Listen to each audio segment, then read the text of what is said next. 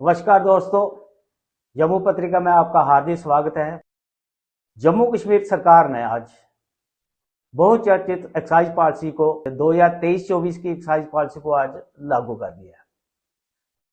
लेकिन हैरानी वाली बात यह है कि अभी तक आबकारी विभाग ने अपनी आधिकारिक वेबसाइट पर इसको अपलोड नहीं किया है। लेकिन शराब के धंधे में जो शामिल लोग हैं, जो बड़े बड़े जिनको माफिया, जो बाहर के लोग हैं जिन्होंने पूरा इस समय कब्जा कर रखा है शराब के धंधे पे, उनके व्हाट्सएप ग्रुप में जो पॉलिसी जो है वो चली गई है। हम आपको ये बताते चलें कि पहले से ही जैसे मंदिरों के शहर में शराब का जो बोलबाला था वो अब और बढ़ने जा रहा है। पहले से ही जो पूरे जम्मू संभाग में जहां 269 लोकेशन थी जहां पे शराब की दुकानें खुली हुई हैं, अब इस सरकार ने जम्मू संभाग के युवाओं को शराब में डुबोने के लिए 22 और नए ठेकों की स्वीकृति दे दी है। जबकि कश्मीर में सिर्फ 10 जो है वो लोकेशन थी और अब सिर्फ 4, उधर सिर्फ महज 4 लोकेशन नई देके उनकी टोटल संख्या जो है 14 कर दी है। जबकि जम्मू संभाग में अब ये 291 हो गई है। हम आपको जानकारी देते कि कहां कहां कितनी कितनी नई लोकेशन शुरू हुई हैं। तो सबसे पहले हम शुरू करते हैं जम्मू सिटी साउथ से, जहां पर 3 नई लोकेशन जो हैं वो आबकारी विभाग ने आइडेंटिफाई की है। ये है, इनमें है पंचायत सगून, अपर गाड़ीगढ़ और प्रीतनगर। उसके बाद सिटी नॉर्थ में गजनसू तहसील मढ़, तांडा तहसील अखनूर, वार्ड नंबर 28 जम्मू जो म्यूनसिपल कॉरपोरेशन में आता है, और उसके अलावा सुंगल तहसील अखनूर।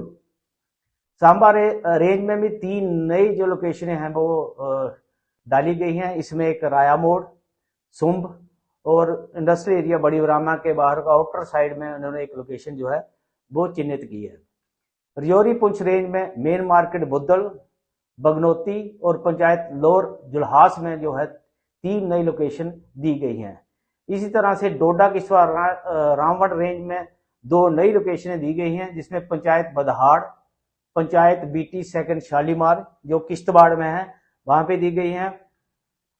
कठुआ रेंज में भी इस बार 3 नई लोकेशनें जो हैं वो सरकार ने चिन्हित की हैं, जिसमें वार्ड नंबर 2 कठुआ, जराई पंचायत है। उसके अलावा दूर दराज के पहाड़ी तहसील लोहाई मलार के नजोत इलाके में एक जो है नई लोकेशन दी है।